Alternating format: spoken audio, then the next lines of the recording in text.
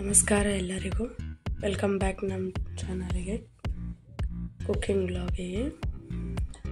So ಇವತ್ತು ನಾನು ಏನು ಮಾಡ್ತಾಯಿದ್ದೀನಿ ಅಂದರೆ ಕಡಲೆ ಹಿಟ್ಟು ಅಂತಂದರೆ ಇದೇನಪ್ಪ ಕಡಲೆ ಹಿಟ್ಟು ಹೇಳ್ತಾ ಇದ್ದಾಳೆ ಅಂತ ಅನ್ಕೋಬೇಡಿ.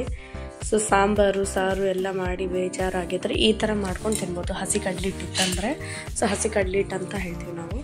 ಅದಕ್ಕೆ ಬೇಕಾಗಿರುವ ಇಂಗ್ರೀಡಿಯೆಂಟ್ಸ್: 1 ಕಪ್ಪು ಕಡಲೆ ಹಿಟ್ಟು, 1 ಕಪ್ ಮೊಸರು, ಹಸಿ ಈರುಳ್ಳಿ ಮತ್ತು ಹಸಿಮೆಣಸಿನ್ಕಾಯಿ, ಕರಿಬೇವು, ಕೊತ್ತಂಬರಿ, ಒಗ್ಗರಣೆಗೆ ಜೀರಿಗೆ, ಸಾಸಿವೆ, ಉದ್ದಿನಬೇಳೆ, ಕಡಲೆಬೇಳೆ. ಒಂದು ಪಾತ್ರೆ ತೊಗೊಳ್ಳೋಣ.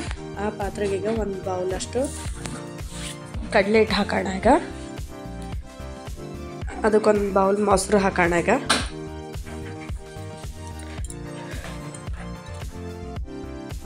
ಸೊ ನೋಡಿ, ಈಗ ರುಚಿಗೆ ತಕ್ಕಷ್ಟು ಉಪ್ಪು,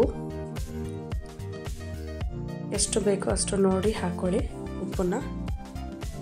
ಸೊ ಎಲ್ಲನೂ ಈಗ ಮಿಕ್ಸ್ ಮಾಡೋಣ. ಅದಕ್ಕೆ ನೀರು ಹಾಕಿಬಿಟ್ಟು ನೋಡ್ಕೊಳ್ಳಿ, ಈ ಥರ ನೀರು ಹಾಕಿ ಚೆನ್ನಾಗಿ ಕಲಿಸ್ಕೊಂಡ್ಬಿಡೋಣ. ಗಂಟೆ ಇರಬಾರ್ದು ಆ ಥರ. ಸೊ ಗಂಟೆ ಎಲ್ಲ ತೆಗೆದುಬಿಡೋಣ. ಗಂಟೆಲ್ಲ ಹೋಗೋ ತನಕ ಚೆನ್ನಾಗಿ ಕೈ ಆಡಿಕೊಂಡು ನೋಡಿ, ಇಷ್ಟು ಇದ್ದರೆ ಸಾಕು. ಈಗ ಅದಕ್ಕೆ ಹಸಿ ಈರುಳ್ಳಿ ಸೇರಿಸೋಣ. ಈರುಳ್ಳಿನ ಒಗ್ಗರಣೆನಲ್ಲಿ ಹಾಕಬಾರ್ದು, ಅದಕ್ಕೆ.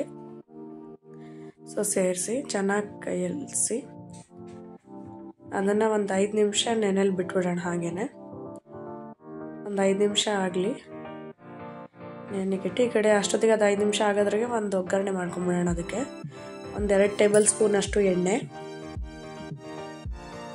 ನೋಡಿ, 2 ಟೇಬಲ್ ಸ್ಪೂನ್ ಅಷ್ಟು ಎಣ್ಣೆ ಹಾಕ್ತಾ ಇದ್ದೀನಿ ನಾನು. ಸ್ವಲ್ಪ ಬಿಸಿ ಆಗಿದ ತಕ್ಷಣಕ್ಕೆ ಕರಿಬೇವು, ಸಾಸಿವೆ, ಜೀರಿಗೆ, ಉದ್ದಿನಬೇಳೆ, ಕಡಲೆಬೇಳೆ ಎಲ್ಲ ಹಾಕೋಣ. ನೋಡಿ, ಕರಿಬೇವು ಸಹಿತನೂ ಇದೆ ಒಗ್ಗರಣೆನಲ್ಲೇ ಹಾಕಿಬಿಡ್ತೀನಿ ನಾನೀಗ. ಕರಿಬೇವು, ಹಸಿಮೆಣಸಿನ್ಕಾಯಿ ಅದು ಚೆನ್ನಾಗಿ ಕಲಿಸ್ಕೊಳ್ಳೋಣ. ಒಗ್ಗರಣೆನಲ್ಲೇ ಎರಡು ಚೆನ್ನಾಗಿದ್ದಾಗಲಿ. ಅದಾದ ತಕ್ಷಣಕ್ಕೆ ನೋಡಿ, ಸ್ವಲ್ಪ ಉದ್ದಿನಬೇಳೆ, ಕಡಲೆಬೇಳೆ ಸ್ವಲ್ಪ ಕೆಂಪಾಗಿದ ತಕ್ಷಣವೇ ಗ್ಯಾಸ್ ಆಫ್ ಮಾಡ್ಕೊಂಡ್ಬಿಡೋಣ. ಸೊ ಆ ಬಿಸಿಗೆ ಒಂಚೂರು ಇದಾಗುತ್ತೆ ಅದು.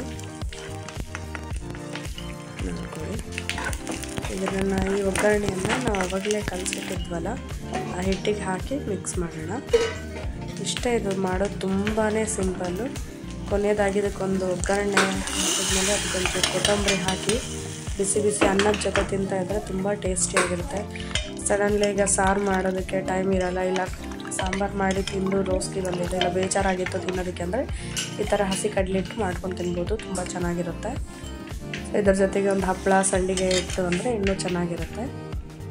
ನೀವು ಟ್ರೈ ಮಾಡಿ, ಹೇಗೆ ಬಂತು ಅಂತ ನನಗೆ ತಿಳಿಸಿ. ಪ್ಲೀಸ್ ಲೈಕ್ ಮಾಡಿ, ಶೇರ್ ಮಾಡಿ, ಸಬ್ಸ್ಕ್ರೈಬ್ ಮಾಡ್ಕೊಳ್ಳಿ ನಮ್ಮ ಚಾನಲನ್ನು ಯಾರೆಲ್ಲ ನೋಡ್ತಾ ಇದ್ದೀರಾ. ಹಾಗೆ ನೀವು ಟ್ರೈ ಮಾಡಿ, ಹೇಗೆ ಬಂತು ಅಂತ ನನಗೆ ಕಮೆಂಟ್ ಬಾಕ್ಸಲ್ಲಿ ಕಮೆಂಟ್ ಹಾಕಿ ಟ್ರೈ ಮಾಡಿ. Thank you for watching.